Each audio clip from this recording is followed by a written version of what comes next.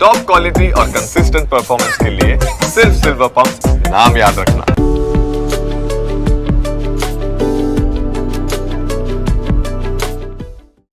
નમસ્કાર દર્શક મિત્રો, આજની અમારી વિશેષ રજૂઆત સાથે હું છું હેતવી. ઝાયડસ હોસ્પિટલ સાથે આજે આપણે ટાઈપ કરીને વાત કરી રહ્યા છે, ખાસ કરીને ની રિપ્લેસમેન્ટ અને હિપ રિપ્લેસમેન્ટને લઈને. હવે તમે છેલ્લા ઘણા સમયથી માર્ક કર્યું હશે કે ની રિપ્લેસમેન્ટ, હિપ રિપ્લેસમેન્ટના કેસીસ બહુ જ બધા વધી ગયા છે, ખાસ કરીને નાની એજમાં. 35થી લઈને 50 વર્ષના એજ ગ્રુપમાં એના કેસીસ સૌથી વધારે જોવા મળી રહ્યા છે. આફ્ટર કોવિડ પણ આપણે જોઈ રહ્યા છે કે નીનો ઘસારો, હિપનો ઘસારો, એના બધા કેસીસ આપણે બહુ જ વધારે પ્રમાણમાં જોઈ રહ્યા છે. હવે એ ઘસારા પાછળનું કારણ શું છે, એને ટ્રીટ તમે કેવી રીતે કરી શકો છો? જ્યારે ડૉક્ટર તમને કહે છે કે તમારી રોબોટિક સર્જરી કરાવવી પડશે, તો આ સર્જરી શું છે, તમે ડૉક્ટર પાસે જાઓ એ પહેલાં આ પ્રોગ્રામ થકી તમને માહિતી મળી જવાની છે. મારી સાથે આ ચર્ચામાં જોડાઈ ગયા છે ડૉક્ટર આશિષ દેસાઈ. આશિષજી, આપનું ખૂબ ખૂબ સ્વાગત છે. તો આજે ડૉક્ટર આશિષ આપને આ જ બધા વિશે માહિતી આપશે. તમારા બધા જ પ્રશ્નોનું નિરાકરણ આ કાર્યક્રમ થકી ચોક્કસથી આવી જશે, તો છેલ્લે સુધી અમારી સાથે જોડાયેલા રહેજો. ડૉક્ટર આશિષ, જેમ મેં કીધું કે જે રીતના કેસીસ વધી રહ્યા છે, તમે શું કારણ ગણો છો ની રિપ્લેસમેન્ટ અને હિપ રિપ્લેસમેન્ટનું? અને એને, આ તો આપણા શરીરનું અંગ છે, એને રિપ્લેસ કરાવવું જ કેમ પડે? કોઈ દવાથી કે કોઈ અન્ય રીતે ટ્રીટ કેમ ના થઈ શકે? સો જે ઘૂંટણનો ઘસારો છે, પહેલાં આપણે એ સમજીએ કે ઘૂંટણનો ઘસારો શું છે. આજના જમાનામાં આપણે જોઈએ છે કે ઘણીવાર 40 કે 45 વર્ષની એજની અંદર પણ ઘૂંટણનો ઘસારો કે પછી જે થાપાનો ઘસારો છે, જે એ તો ઘણી નાની એજમાં જોવા મળે છે. જેમ કે પેશન્ટ 20 કે 25 વર્ષના પેશન્ટ્સ પણ અમારી ઓપીડીમાં આવતા હોય છે કે જેમને ઘૂંટણનો ઘસારો હોય છે. આનું પાછળનું રીઝન શું છે કે ઘૂંટણનો ઘસારો કેમ થતો હોય છે, તો આપણે બેઝિક એ સમજી લઈએ. જેમ કે ઘૂંટણની અંદર એક થાઈ બોન હોય છે જેને ફીમર કહીએ છીએ, નીચેનું બોન આવે છે ટિબિયા, અને એક આપણે સાઈડમાં બોન હોય છે જેને ફિબ્યુલા કહેવામાં આવતું હોય છે. અને એ જે બોન છે એની નીચે એક બીજું લીસુ લેયર આવે છે જેને અમારી ભાષામાં અમે કાર્ટિલેજ કહેતા હોઈએ છીએ. ધીરે ધીરે કાર્ટિલેજ ઘસાતું જાય છે, એમ એનો ઘસારો વધતો જતો હોય છે. જ્યારે બી એ લીસુ પર ઘસાય છે, એના પછી જે હાડકાની અંદરના જે નર્વ એન્ડિંગ્સ હોય છે, એ નર્વ એન્ડિંગ્સ એક્સપોઝ થતા હોય છે. એટલે જ્યારે પણ પેશન્ટને સીડી ચડવા ઉતરવાનું છે કે પછી નીચે બેસીને પેશન્ટને ઊભું થવું છે, ત્યારે બે હાડકાં એકબીજા સાથે ઘસાતા હોય છે અને નર્વ એન્ડિંગ એક્સપોઝ થાય છે, જેના લીધે પેશન્ટને દુખાવાની કમ્પ્લેન સાથે પેશન્ટ અમારી પાસે આવતા હોય છે. સેમ એવી જ રીતે જો ઘૂંટણનો ઘસારો સ્ટાર્ટિંગના સ્ટેજની અંદર જ આપણે એને પ્રોપર રીતે ટેકલ કરી લઈએ, કે એ પછી ફિઝિયોથેરાપી છે કે પછી દુખાવાની દવા છે, એ જો પ્રોપર નિદાન એનું થઈ જતું હોય તો એ ઘૂંટણનો ઘસારો આગળ વધતો જતો અટકી શકતો હોય છે. નાવ એના અમુક સ્ટેજીસ આવતા હોય છે કે જેમ કે સપોઝ પેશન્ટને કોઈ ટ્રીટમેન્ટ મળી નથી કે પછી કોઈ રિકવરી થઈ નથી, કે જેના લીધે ઘૂંટણનો ઘસારો ધીરે ધીરે આગળ વધતો જશે, જે mild to moderate to severe સ્ટેજમાં આગળ વધી જતો હોય છે, અને ઘૂંટણના 3 કમ્પાર્ટમેન્ટ જેની અંદર ઇન્વોલ્વ થઈ જતા હોય છે. આ સ્ટેજની અંદર જો પેશન્ટ જો હોય તો એને ઘૂંટણ બદલવાનું ઓપરેશન કરવું બહુ જરૂરી બની જતું હોય છે. અને ક્વેશ્ચન રહ્યો હિપ રિપ્લેસમેન્ટ માટેનો, તો આજના જમાનામાં મોસ્ટ પ્રોબેબલી કોવિડ પછી જેની અંદર સ્ટીરોઇડ એક મેઇન ટ્રીટમેન્ટ ગણાતી હતી, અને એના પછી ઘૂંટણના ઘસારાની અંદર ઘસારો વધારે જોવા મળતો હોય છે. કારણ કે જે એવીએન જે આપણે ટર્મ કહીએ છીએ, જેમ કે એવાસ્ક્યુલર નેક્રોસિસ, જેમ કે થાપાના બોલને બ્લડ સપ્લાય પહોંચતો બંધ થઈ જતો હોય છે, અને જેના લીધે ઘસારો જોવા મળતો હોય છે, જેની અંદર પેશન્ટ્સને હિપ રિપ્લેસમેન્ટ કરાવવાની જરૂર પડી શકતી હોય છે. બિલકુલ. તો આપણે દર્શકોને એક્ઝામ્પલ થકી સમજાવી શકીએ કયો ભાગ એકચ્યુઅલીમાં ઘસાય છે અને કયું લિક્વિડ જે છે તે ઓછું થાય છે જેના કારણે ઘસારો થાય છે? આનાથી બતાવી શકીએ આપણે? સો આ એક ની જોઈન્ટનું મોડલ છે જેની અંદર આપણે જોઈ શકીએ છીએ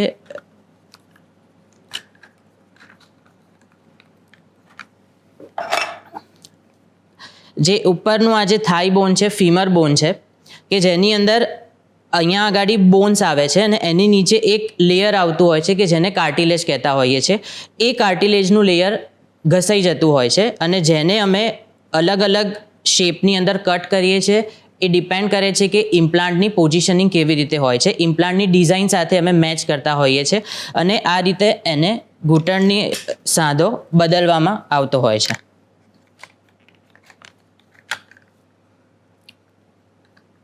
બિલકુલ. તો જે રીતની અહીંયા સર્જરીની વાત કરવામાં આવી, જે રીતની આ પ્રોસિજરની વાત કરવામાં આવી, આખી પ્રોસિજરમાં હવે રોબોટિક સર્જરીનો રોલ શું હોય છે તે પણ આપણે આ કાર્યક્રમમાં સમજવાનું છે. રોબોટિક સર્જરી હમણાં છેલ્લા 1-2 વર્ષથી એનું નામ વધારે આવ્યું છે અને લોકો પ્રિફર પણ કરે છે, પણ છતાં પણ આજે કોઈ XYZ વ્યક્તિ જઈ રહ્યું છે તો એને ક્વેશ્ચન થશે કે હું ડૉક્ટર પર જેટલો વિશ્વાસ મૂકું છું એટલો હું રોબોટ સર્જન ઉપર અથવા રોબોટિક સર્જરી પર હું વિશ્વાસ મૂકી શકીશ ખરી? તો એ લોકો માટે આપ શું કહેશો? રોબોટિક સર્જરી અત્યારે છેલ્લા 1-2 વર્ષથી ડેફિનેટલી એનો રોલ ઘણો સારો છે. એની પહેલાં પણ ની રિપ્લેસમેન્ટ સર્જરી થતી હતી, જેને અમે ટ્રેડિશનલ ની રિપ્લેસમેન્ટ સર્જરી કહેતા હતા, કે જેની અંદર અમારે ઇન્સ્ટ્રુમેન્ટ યુઝ કરવા પડતા હતા, જેને અમે અમારી ભાષામાં જીગ કહેતા હોઈએ છીએ, કે જેમાં હાડકાની અંદર એક ડ્રીલ હોલ કરી અને એ જીગને એની હાડકાની અંદર મૂકી અને પછી બધા મેઝરમેન્ટ લઈ અને હાડકાને કટ કરતા હોઈએ છીએ, જેની મદદથી પછી આપણે ઘૂંટણનું રિપ્લેસમેન્ટ એટલે કે જેને ની રિપ્લેસમેન્ટ કહીએ છીએ એ કરવામાં આવતું હતું. એના પછી એક ટેકનોલોજી આવી કે જેને અમે કહીએ છીએ કે કોમ્પ્યુટર નેવિગેટેડ ની રિપ્લેસમેન્ટ. પણ અગેન એના પણ એડવાન્ટેજીસ હતા, પણ એના પણ કોમ્પ્યુટર નેવિગેટેડ સિસ્ટમના અમુક લિમિટેશન્સ પણ હતા, કે જેમ કે જેની અંદર અમારે સેમ ટ્રેડિશનલ ઇન્સ્ટ્રુમેન્ટ પણ યુઝ કરવા પડતા હતા, બટ જે અમે હાડકાને કટ કરતા હતા એના માટે અમારે 100 બ્લેડ હાથમાં લઈને આપણે કરવું પડતું હતું. આ બધા જ લિમિટેશન્સને દૂર કરવા માટે એક લેટેસ્ટ ટેકનોલોજી આવી છે, જેને રોબોટિક સર્જરી આપણે કહીએ છીએ, કે જેનાથી પ્રિસિઝન ઘણું બધું વધી જતું હોય છે. પ્રોપર હાડકા ખાલી કટ કરવા પડે છે, સોફ્ટ ટિશ્યુ યા લિગામેન્ટને રિલીઝ કરવાની જરૂર નથી પડતી, અથવા તો બહુ નહિવત પ્રમાણમાં લિગામેન્ટ રિલીઝ કરવાની જરૂર પડી શકતી હોય છે. તો હું કહીશ કે રોબોટિક સર્જરી પ્રિસિઝન ઘણું બધું વધારી દેતું હોય છે. બિલકુલ. હવે રોબોટિક સર્જરીની વાત આવે તો આ સર્જરી દરમિયાન એક સર્જનનો રોલ શું હોય છે? શું આખી પ્રોસેસ કે આખું ઓપરેશન રોબોટ જ કરતું હોય છે? સર્જન ખાલી ગાઈડ કરતું હોય છે? સર્જન ઓપરેટ કરતું હોય છે? અહીંયા સર્જનનો રોલ કેવા પ્રકારનો હોય છે? આ એક બહુ મોટું મિથ છે. અમારી પાસે જે પણ પેશન્ટ્સ ઓપીડીમાં આવતા હોય છે તો ઓલવેઝ એમનો આ ક્વેશ્ચન્સ હોય છે કે શું રોબોટ સર્જરી કરે છે તો એમાં સર્જનનો રોલ શું છે? તો રોબોટ એ સર્જરી ક્યારેય પણ નથી કરતું હોતું. સર્જન એ અમને આસિસ્ટ કરતું હોય છે, જે પ્રિસિઝન વધારવાની અંદર અમને મદદરૂપ થતું હોય છે. તો રોબોટ એ સર્જનને મદદ કરે છે, એ ક્યારેય સર્જનને બદલી નથી શકતું. ઓકે, એટલે સર્જન એને કમાન્ડ આપે છે એ પ્રમાણેનું એ કામ કરે છે એવું કહી શકાય? યસ. જેની અંદર જે પણ મેઝરમેન્ટ અમારે લેવાના હોય છે, કે જે કટ લેવાના હોય છે, એ બેઝિકલી સર્જન પોતે જ લેતું હોય છે. રોબોટિક સિસ્ટમની અંદર એક રોબોટિક આર્મ હોય છે અને એક ડિજિટલ સ્ક્રીન આવે છે, કે જેની અંદર અમે બધા મેઝરમેન્ટ કેટલા કટ લેવાના છે બધું એક સ્ક્રીન ઉપર જોઈ શકતા હોઈએ છીએ, અને એ રોબોટિક આર્મ સર્જનના જ પૂરેપૂરા કંટ્રોલમાં હોય છે અને અમે જ પોતે જાતે કટ લેતા હોય છે. એવું નથી હોતું કે સર્જન ત્યાં બાજુમાં ઊભા હોય કે બેઠા હોય અને રોબોટ આવીને સર્જરી કરી દે. આ એક બહુ મોટું મિથ છે. મેઇન સર્જરીમાં સર્જનનો પોતાનો જ એક રોલ હોય છે. રોબોટ એ ખાલી આસિસ્ટન્ટ તરીકે કામ કરે છે, જેના લીધે અમે એને રોબોટિક આસિસ્ટેડ સર્જરી કહેતા હોઈએ છીએ. ઓકે, એટલે ખાસ કરીને રોબોટિક સર્જરીમાં આપણે એવું કહી શકીએ કે જે ભાગમાં એક સર્જન પ્રોપર સર્જરી નથી કરી શકો ત્યાં રોબોટિક મશીન દ્વારા એ ભાગને વ્યવસ્થિત ઓપરેટ કરી શકાય છે, એટલા માટે અત્યારે એનું ચલણ વધ્યું છે એવું આપણે કહી શકીએ? એના રોબોટિક સર્જરીના ઘણા બધા ફાયદા છે. એક જેમ મેં કીધું કે એક તો પ્રિસિઝન વધારે છે. પ્રિસિઝન કેવી રીતે વધી જતું હોય છે? કારણ કે એક સીટી સ્કેન અમે લેતા હોઈએ છીએ પેશન્ટનો. એ સીટી સ્કેનની મદદથી એ પેશન્ટનો જે પણ ની રિપ્લેસમેન્ટનો પ્લાન છે એ એક દિવસ અગાઉથી આખો રેડી થઈ જતો હોય છે. એટલે અમે ઓપરેશન થિયેટરમાં પેશન્ટ્સ અમારી પાસે આવે, અમે કોઈ પણ વાળકાપ કરીએ એની પહેલાં એક બેઝિક પ્લાન અમારી પાસે રેડી થઈ જતો હોય છે, જેની મદદથી અમે પ્રિસિઝન વધારી શકતા હોઈએ છીએ. બિલકુલ. આગળ ખાસ કરીને જોવા જઈએ તો મેકોમાં 3 ડાયમેન્શનલ સીટી સ્કેનની આપણે આગળ વાત કરતા હતા, તો એનો રોલ શું હોય છે? કેમ એ નોર્મલી જેવી રીતે પેશન્ટ્સ અમારી પાસે એડમિટ થાય છે એ દિવસે જેવી રીતે ચેસ્ટ એક્સરે છે, ECG છે, 2D ઇકો છે, બધા ઇન્વેસ્ટિગેશન્સ આપણે કરાવતા હોઈએ છીએ. એના માટે એક ઇન્વેસ્ટિગેશન બહુ જરૂરી હોય છે, જેને કહેવાય છે 3D સીટી સ્કેન. ઘણા બધા રોબોટ અવેલેબલ હોય છે કે જેની અંદર આપણે સીટી સ્કેન અમુક માટે જરૂરી હોય છે. ઘણા રોબોટ સિસ્ટમમાં MRIની જરૂર પડતી હોય છે, બટ આ બધામાં સીટી સ્કેન એ આપણને બહુ ઇમ્પોર્ટન્ટ છે અને એનાથી 3 ડાયમેન્શનલ સીટી સ્કેન લેવાતો હોય છે. જેમ કે ટ્રેડિશનલ સર્જરીની અંદર આપણે એક્સરે લઈએ કહીએ છીએ કે જેના 2 વ્યૂ હોય છે. દેટ મીન્સ કે એક એન્ટ્રોપોસ્ટિયર અને એક લેટરલ વ્યૂ હોય છે કે જેની મદદથી આપણે ઘૂંટણને 2 બાજુથી જ જોઈ શકીએ છીએ. જ્યારે સીટી સ્કેન એ 3 ડાયમેન્શનલ વ્યૂ આપણને આપે છે. જેટ મીન્સ કે આપણે એને 4 બાજુથી રોટેટ કરીને બધા એંગલથી આપણે એને જોઈ શકતા હોઈએ છીએ. એક પ્લાન તમારો અગાઉથી રેડી થઈ જતો હોય છે અને ઓપરેશનની અંદર જ્યારે પણ અમે ઘૂંટણનો સાદો ઓપન કરીએ છીએ એના પછી અમે એ પ્લાનને રિવાઇઝ કરતા હોઈએ છીએ, લિગામેન્ટ બેલેન્સ કરતા હોઈએ છીએ. એટલે કે જ્યારે પણ પગને આપણે વાળીએ કે પગને સીધા કરીએ ત્યારે કેટલી ગેપની જરૂરત હોય છે, કેટલું લિગામેન્ટ બેલેન્સ કરવું છે, અંદરની બાજુ કે બહારના બાજુનો લિગામેન્ટને આપણે કેટલા ટાઈટ રાખવાના છે, કેટલા લૂઝ રાખવાના છે, એ બધું જ આપણે 3D સીટી સ્કેનની મદદથી ડિજિટલ સ્ક્રીન ઉપર જોઈ શકીએ છીએ અને પછી અમે સર્જરી સ્ટાર્ટ કરતા હોઈએ છીએ. બિલકુલ. હિપનો બોલ બદલવાનું છે કે ઘૂંટણ ચેન્જ કરવાના છે, આના જ્યારે ઓપરેશનની વાત આવે ત્યારે લોકોમાં એક સવાલ એ પણ થાય છે કે આ ઓપરેશન કર્યા પછી તમારે ઘણો લાંબો સમય સુધી આરામ જ કરવો પડશે, તમે કોઈ નોર્મલ વ્યક્તિની જેમ કામ નહીં કરી શકો. તો જ્યારે આ જ ઓપરેશનની વાત રોબોટિક સર્જરીથી આવે તો એમાં પણ એવું જ હોય છે, તમારો આરામ કરવાનો સમય કે તમારું બેડ રેસ્ટ જે આપણે કહીએ એનો પીરિયડ વધારે હોય છે કે ઓછો હોય છે, એવું કંઈ આપણે ડિફાઇન કરી શકીએ? સો રોબોટિકની રિકવરી બહુ ફાસ્ટ હોય છે. એક પેશન્ટનું જ્યારે પણ ઓપરેશન થાય એ બહુ પ્રિસિઝનથી થતું હોય છે રોબોટિકની હેલ્પથી. એટલે જ્યારે પણ અમે નોર્મલી સ્પાઇનલ એનેસ્થેશિયા આપતા હોઈએ છીએ અને જે દિવસે પેશન્ટનું ઓપરેશન થાય એના ઓલમોસ્ટ 7 કે 8 કલાક પછી જ પેશન્ટ એના ઉપર પૂરેપૂરું વજન લઈ, ઓપરેશનવાળા પગ પર પૂરેપૂરું વજન લઈ અને ચાલી શકતું હોય છે. એના માટે કોઈ એક્સટર્નલ સપોર્ટ એટલે કે ની બ્રેસની પણ જરૂર નથી પડતી. પેશન્ટ ઓપરેશનના બીજા દિવસથી સીડી ચડી ઉતરી શકતું હોય છે, પેશન્ટ ડિસ્ચાર્જ લેતું હોય છે અને અમે ઓલવેઝ પેશન્ટને એન્કરેજ કરીએ છીએ કે જેટલી મુવમેન્ટ્સ તમારી વધારે હશે એટલી રિકવરી વધારે ફટાફટ આવશે. જ્યારે રોબોટિકની હેલ્પમાં કોઈ લિગામેન્ટ કે સોફ્ટ ટિશ્યુને આપણે રિલીઝ કરવાની જરૂર નથી પડતી, જેના લીધે રિકવરી પીરિયડ ઘણો ઓછો થઈ જતો હોય છે. પેશન્ટ સીડી ચડી ઉતરી શકે છે, પલાઠી વાળીને બેસી પણ શકતું હોય છે. 1 મહિનાની અંદર પેશન્ટ કાર ચલાવી પણ શકતું હોય છે. અને પેશન્ટને અમે જનરલી કહેતા હોઈએ છીએ કે ઓપરેશન પછી મેઇનલી ફિમેલ પેશન્ટ્સ કે જે કિચનની અંદર ઊભા રહી અને કામને બધું જ કરી શકતા હોય છે. તો એક રોબોટ સર્જરી એ બેઝિકલી એક આશીર્વાદરૂપ છે. ઓકે, તો તમે હિપ માટે પણ એવું કહેશો, કારણ કે જ્યારે હિપના બોલ બદલવાની વાત આવે ત્યારે ઘણા બધા પેશન્ટ એવો છે કે હવે હું એવી રીતે ઓપરેશનનો ટાઈમ પસંદ કરું કે મારે 1-2 મહિના હવે ઘરે રહીને આરામ કરવું પડશે, સીધા સૂવું પડશે, તો આ બધી વસ્તુ પોસિબલ થશે તો મને એવી રીતે રજા મૂકવાની ખબર પડે જો નોકરિયાત વર્ગ હોય તો, કે પછી કોઈ નાની એજનું કોઈ વ્યક્તિ છે તો એને પોતાના એ રીતના પ્લાન સેટ કરવા પડે? કારણ કે હિપ રિપ્લેસમેન્ટને લઈને તો ઘણા જ બધા મિથ છે અને ઘણા વાર તો એવું પણ કહેવામાં આવે છે કે એકવાર હિપનો બોલ ચેન્જ થયો ને પછી લોકો એટલા બધા મેન્ટલી ભાંગી જતા હોય છે કે એ લોકો આગળ સર્વાઈવ જ નથી કરી શકતા, ત્યાં સુધીની વાત આવી જાય છે. તો એને તમે કેવી રીતે? બહુ સાચી વાત કરી છે તમે. રોબોટિક હિપ રિપ્લેસમેન્ટની અંદર પણ અમે જે કપ પ્લેસમેન્ટ એટલે કે હિપ જોઈન્ટ એક બોલ અને સોકેટ જોઈન્ટ હોય છે, એક બોલ આવે અને એની અંદર અમે હેડને ફિક્સ કરતા હોઈએ છીએ. અગેન એના માટે પણ 3D સીટી સ્કેનની જરૂર પડતી હોય છે. એના લઈ અને અમારે કપની પોઝિશનિંગ એ બહુ પ્રિસિઝન સાથે મૂકી શકતા હોઈએ છીએ, જેનાથી મેઇન એડવાન્ટેજ એ રહે છે કે હિપ જોઈન્ટ એની જગ્યાએથી ખસી જવો કે જેને અમે ડિસલોકેશન કહેતા હોઈએ છીએ, એ ડિસલોકેશનના ઓલમોસ્ટ નીલ ચાન્સીસ રહેતા હોય છે, જેના લીધે રિકવરી બહુ ફટાફટ થઈ શકે છે. પેશન્ટ પલાઠી વાળીને નીચે બેસી પણ શકતું હોય છે અને પેશન્ટ એનું બધું જ કામ કરી શકતું હોય છે. રોબોટિક ટ્રીટમેન્ટથી અગર હિપ રિપ્લેસમેન્ટ કે ની રિપ્લેસમેન્ટ કરવામાં આવે જેની અંદર કોઈ પણ પ્રકારનો આરામ કરવાની કે બેડ રેસ્ટ કરવાની કોઈ જરૂર નથી પડતી, તમે રૂટીનલી બીજા જ દિવસથી તમારું રૂટીન બધું જ કામકાજ કરી શકતા હો છો. ઓકે, હવે એક પર્સન્ટેજ વાઇઝ જોવા જઈએ તો અત્યારે તમારી પાસે જે પેશન્ટ્સ આવે છે સૌથી વધારે કોણ છે, મેલ છે કે ફિમેલ છે? બંને ઇક્વલ પ્રમાણમાં આવતા હોય છે. નોર્મલી જોઈએ તો હિપના કેસીસ યુઝ્યુઅલી મેલમાં વધારે હોય છે. એની પાછળ એવું કોઈ રીઝન નથી, બટ કોવિડ પછી એના પ્રમાણમાં ઘણો વધારો થયો છે. અને સ્પેસિફિકલી ની રિપ્લેસમેન્ટની વાત કરીએ તો એની અંદર ફિમેલ પેશન્ટ્સ યુઝ્યુઅલી વધારે જોવા મળતા હોય છે. ઘરકામના કારણે આપણે એવું કહી શકીએ કે સતત ઊભા રહેવા. યસ, અને મેઇન રોલ હોય છે મેનોપોઝ પછી, જેની અંદર ઇસ્ટ્રોજન હોર્મોન્સ જે કહેવાય, જેના લીધે હાડકાં ઘણીવાર પોચા થઈ જતા હોય છે, એની અંદર ઘસારો વધારે પ્રમાણમાં જોવા મળી શકે. અને આ સાથે એજ ગ્રુપ તમે જોવા જાઓ તો એમાં કઈ ઉંમરના લોકો વધારે જુઓ છો? હવેના જમાનામાં ઘણીવાર ની રિપ્લેસમેન્ટ જલ્દી એજ ગ્રુપમાં એટલે કે 40 કે 45 વર્ષની એજની અંદર પણ ની રિપ્લેસમેન્ટ બદલવાની જરૂરત પડતી હોય છે. ઘણીવાર એવું છે કે જો પેશન્ટની અંદર અડધો સાંધો ખરાબ હોય કે જેને મીડિયલ કમ્પાર્ટમેન્ટ ઓસ્ટિયોઆર્થરાઇટિસ અમે કહેતા હોઈએ છીએ, તો એવા પેશન્ટને ટોટલ ની રિપ્લેસમેન્ટની જરૂરત નથી પડતી. એવા પેશન્ટને ખાલી પાર્શિયલ ની રિપ્લેસમેન્ટની જરૂર પડતી હોય છે.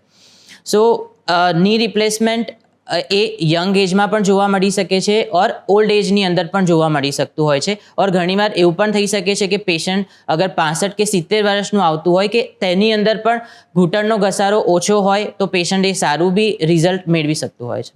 બિલકુલ. એક વર્ગ એવો પણ છે કે જેને પ્રોબ્લેમ આવશે તો તાત્કાલિક સર્જરી કરાવવા માટે રેડી થશે, અને એક વર્ગ એવો પણ છે કે જે સર્જરી કરાવવા માટે રેડી નહીં થાય, તમારે એને બહુ જ કન્વિન્સ કરવા પડશે. એમનો પહેલો સવાલ એવો જ હશે કે તમે બને તો મને દવાથી જ ટ્રીટ કરી દો, એક્સરસાઇઝથી જ ટ્રીટ કરી દો. તો એવા લોકો માટે આપ શું કહેવા માગશો? કારણ કે જેમ તમે કીધું કે ઘણાને પાર્શિયલી ની રિપ્લેસમેન્ટ થતું હોય છે, તો જેને ખરેખર કેસ આગળ વધી ગયો છે, ઘસારો બહુ જ આગળ વધી ગયો છે, એને પણ તમે દવાથી ટ્રીટ કરી શકો છો કે પછી તમારે સર્જરી કરવી જ પડે છે? ની રિપ્લેસમેન્ટ માટે એક સાયકોલોજીકલ મેન્ટાલિટી વધારે મહત્ત્વની હોય છે. એના માટે પેશન્ટ રેડી હોવું બહુ જરૂરી છે. જો ઘસારાને આગળ ખેંચવામાં આવે, અગર તમને દવાથી કે ફિઝિયોથેરાપીથી અગર કોઈ રિઝલ્ટ નથી મળી રહ્યું અને તમે આગળ એને ખેંચતા જાઓ છો તો એ ઘસારો એકચ્યુઅલી વધારો થતો હોય છે, જેના લીધે એક ડિફોર્મિટી આવતી હોય છે અને એ એટલો જટિલ કેસ બની જતો હોય છે. અને એવા કેસીસની અંદર ડેફિનેટલી સર્જરી એ જ એક સારું રિઝલ્ટ આપતું હોય છે. અને એમાં પણ જો રોબોટિકનો સાથ હોય તો એની અંદર રિઝલ્ટની અંદર કોઈ જોવાની જરૂર પડતી નથી. બિલકુલ. હવે પોસ્ટ કેર અને પ્રી કેરની વાત કરીએ તો કોઈ પણ સર્જરી માટે પોસ્ટ કેર બહુ જ મોટો ફાળો ભજવતી હોય છે. રોબોટિક સર્જરીમાં પણ પોસ્ટ કેર એટલી જ જરૂરી હોય છે. કોઈ જટિલતા એના પછી જોવા મળે છે કે ઓપરેશન કરાયા પછી કોઈક તકલીફ આવે? 1-2% કેસીસમાં તમે જોયું હોય?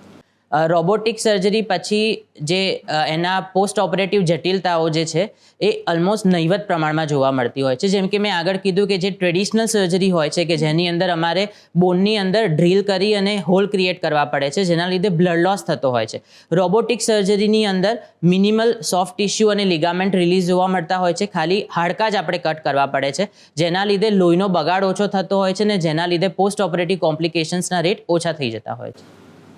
બિલકુલ. આ સાથે જ કોઈ પણ સર્જરી શરીરના કોઈ પણ ભાગનું ઓપરેટ કરે, અત્યારે ભલે આપણે ની અને હિપની વાત કરી રહ્યા છે, પણ કોઈ પણ શરીરનું અંગ ઓપરેટ થાય તો એના પર એક ડાઘ રહી જ જાય, એનો સ્કાર રહી જ જતો હોય છે. તો નોર્મલ સર્જરી કરાવો છો અને રોબોટિક સર્જરી કરાવો છો, ડાઘ એમાં રહી જાય છે બંનેમાં? રોબોટિક સર્જરીની અંદર એક તો સ્કાર ઘણો ઓછો આવતો હોય છે. જે ટ્રેડિશનલ સર્જરીની અંદર જે સ્કારની લંબાઈ ઘણી વધારે હોય છે, જે રોબોટિકની અંદર સ્કાર બહુ ઓછો આવે છે અને એ ડાઘ એવા પ્રમાણમાં રહેવા જોતા મળતા નથી. ડૉક્ટર, રોબોટિક સર્જરીથી ખાસ કરીને ઘણી બધી એવી જીવલેણ વાત, જેમ મેં કીધું કે હિપ રિપ્લેસમેન્ટની આપણે વાત કરી કે એમાં લોકો મગજથી હારી જાય છે અને ઘણા બધા પેશન્ટ એવા છે કે એકવાર હિપ રિપ્લેસમેન્ટ કરાવી દીધું પછી એ લોકો બીજા કોઈ કારણોસર ડેથ થતી હશે, પણ લોકો એવું એક્ઝામ્પલ એવા જોયા છે કે આમણે હિપનું ઓપરેશન કરાયું હતું એટલે એમનું ડેથ થઈ ગઈ, એટલે આપણે આગળ કરાવવું જ નથી, આપણે બેડ રેસ્ટ જ કરીશું. તો રોબોટિક સર્જરીમાં પણ આવું થાય છે કારણ કે આ બધા મિથના કારણે લોકો ડૉક્ટર પાસે જતા જ. ઓકે. રોબોટિક સર્જરીની અંદર એક પ્રિસિઝન વધી જતું હોય છે, જેના લીધે બાકીની સોફ્ટ ટિશ્યુ ઇન્જરી છે જે આપણે પ્રોટેક્ટ કરી શકતા હોઈએ છીએ. એક રોબોટિક સર્જરીની અંદર એડવાન્ટેજ હોય છે કે જેને કહેવાય હેપ્ટિક બોર્ડર્સ, કે જેના લીધે એક માર્જિન ડેવલપ થઈ જતી હોય છે. એ બેઝિકલી એક લક્ષ્મણ રેખા તરીકે કામ કરે છે. દેટ મીન્સ કે અમારે 100 બ્લેડથી કે જેટલા બી હાડકાને કટ કરવાના હોય છે એ અગર અમે ફોર્સ પણ આપીશું તો એ બોર્ડર્સથી અમે ક્રોસ નથી કરી શકતા, જેના લીધે લિગામેન્ટ ઇન્જરી છે કે કોઈ મેજર બ્લડ વેસલ્સ જે ધમની અને શિરાઓ જતી હોય છે જેને કોઈ ડેમેજ થવાના ચાન્સીસ હોતા નથી, જેના લીધે રિકવરી પ્રોસેસ બહુ સારી રીતે અને સ્મૂથ થતી હોય છે. પ્લસ બ્લડ લોસ ઓછો હોય છે, જેના લીધે ઘણીવાર પેશન્ટ્સને એવું જોવા મળતું હોય છે ટ્રેડિશનલ સર્જરીમાં ખાસ કરીને કે જેની અંદર લોહીના ગઠ્ઠા બની જતા હોય છે. એ લોહીના ગઠ્ઠા લંગ સુધી પહોંચતા હોય છે, જેને અમે અમારી ભાષામાં ડીવીટી એટલે કે ડીપ વેઇન થ્રોમ્બોસિસ અને પલ્મોનરી એમ્બોલિઝમ કહેતા હોઈએ છીએ, કે જેના લીધે ઘણા પેશન્ટ્સની અંદર ડેથ થવાના ચાન્સીસ જોઈ શકાય છે. રોબોટિક સર્જરીની અંદર આ બધા જ કોમ્પ્લિકેશન રહેતા નથી, કારણ કે એની અંદર બ્લડ લોસ ઓછો થતો હોય છે. આપણે હાડકાની અંદર કોઈ એવું ડ્રીલ હોલ કરવાનું નથી હોતું, જેટલો પાર્ટ રિપ્લેસ કરવાનો હોય છે એટલા જ પાર્ટને આપણે કટ કરવાનો હોય છે, જેના લીધે આ બધા જ કોમ્પ્લિકેશન ઓછા થઈ જતા હોય છે. રિકવરી બહુ સારી આવતી હોય છે અને મોર્ટાલિટીનો રિસ્ક એ ક્યારેય પણ જોવા મળતું નથી. બિલકુલ. આ સાથે જ કોઈ પણ સર્જન જ્યારે રોબોટિક સર્જરી કરવાનું શરૂ કરે તો એમને કોઈક અલગ પ્રકારની તાલીમ આપવામાં આવે છે? યસ, રોબોટિક સર્જરી માટે એક સર્જનની તાલીમ બહુ જરૂરી હોય છે. જેમ કે રોબોટ એ એક ટાઈપનું ટૂલ છે. જેમ આપણે કહીએ કે કોઈ આપણને કોઈ ટૂલ આપી દેતા હોય છે, પણ એ ટૂલને આપણે કેવી રીતે યુઝ કરવાનું છે, એ પ્લાન કેવી રીતે કરવું છે, એ સર્જરીને એક્ઝિક્યુટ કેવી રીતે કરવું છે, એ સર્જનને પ્રોપર તાલીમ લેવી બહુ જરૂરી હોય છે. અગર સર્જન પાસે તાલીમ નથી તો એ રોબોટ એક ટૂલ તરીકે જ કામ કરે છે, એનો એડવાન્ટેજ આપણે નથી મેળવી શકતા, જેના લીધે રોબોટિક સર્જરી માટે સર્જનની તાલીમ એક પ્રાથમિકતા બની જતી હોય છે. અને અગર સર્જનની કોઈ તાલીમ નથી તો રોબોટ એક માત્ર ટૂલ જ રહે છે. It's not become a game changer for the surgeons. Okay, આની સાથે જ જ્યારે નોર્મલ સર્જન પાસે જઈને ઘૂંટણના બોલ બદલાવાના છે, ઘૂંટણ ચેન્જ કરાવવાનો છે, એવું આવે તો એ લોકોને એવું કહેવામાં આવે કે હવે 10 વર્ષ પછી તમારે કન્ટિન્યુઅસલી પહેલાં તો ચેકઅપ માટે પણ આવવું પડશે કે તમારા બોડીમાં અસર કેવી રીતે કરે છે. અને એક વાત એવી પણ છે કે દર 5-10 વર્ષે તમારે એને પાછો બદલાવવું પણ પડશે કેમ કે તમે એને કૃત્રિમ રીતે અટેચ કરાવેલો છે. તો રોબોટિક સર્જરીમાં પણ આવું જ હોય છે કે તમારે અમુક વર્ષે એને બદલાવવું જ પડે? આ ક્વેશ્ચન્સ જે છે એ ટ્રેડિશનલ સર્જરી માટે વધારે ઇમ્પોર્ટન્ટ હતો કે જેમાં ટ્રેડિશનલ સર્જરી જે લોકો સર્જન્સ કરતા હોય છે જેની અંદર એક એરર રહી જતી હોય છે. અગર તમે રોટેશન્સ પ્રોપર પ્રમાણમાં નથી રાખેલું કે પછી પ્રોપર બેલેન્સિંગ નથી થયું કે જેની અંદર પેશન્ટની અંદર પગ ડગ મારતો હોય છે કે જેની અંદર અમે ગાદી બદલીએ છીએ, જેને અમે અમારી ભાષામાં પોલી કહેતા હોઈએ છીએ. જે પ્લાસ્ટિક આવે છે, જે પ્લાસ્ટિક વેર થવાના ચાન્સીસ બહુ વધી જતા હોય છે કે જેના લીધે પેશન્ટને 10 કે 15 વર્ષ પછી ફરીથી રિવિઝન સર્જરી કરવાની જરૂર પડતી હોય છે. રોબોટિક સર્જરીની અંદર આ બધા જ કોમ્પ્લિકેશનને આપણે અવોઇડ કરી શકતા હોઈએ છીએ. એનું આયુષ્ય બહુ વધારે વધી જાય છે કારણ કે આપણે જે પણ સાંધો મૂકેલો છે, જેમ કે હિપ રિપ્લેસમેન્ટમાં કપ પ્લેસમેન્ટ જે કરેલું છે એ બહુ પ્રિસિઝન સાથે થતું હોય છે કે જેના લીધે એ ગાદી પ્લાસ્ટિક વેર થઈ જવાના ચાન્સીસ જે છે એ ઓછા થઈ જતા હોય છે અને એના લીધે એ રોબોટિક સર્જરી બહુ લાંબા ટાઈમ સુધી ચાલી શકતી હોય છે કે જેને આપણે રિવિઝન કરવાની કોઈ જરૂર પડતી નથી હોતી. ના, એ રોબોટિક સર્જરી હોય કે ટ્રેડિશનલ સર્જરી હોય એ બંને માટે આ વાત લાગુ નથી પડતી. ચોમાસું હોય, શિયાળો હોય કે ઉનાળો હોય, એની અંદર એને અને કોઈ સિઝન કે ની રિપ્લેસમેન્ટને કોઈ લેવા દેવા હોતું નથી.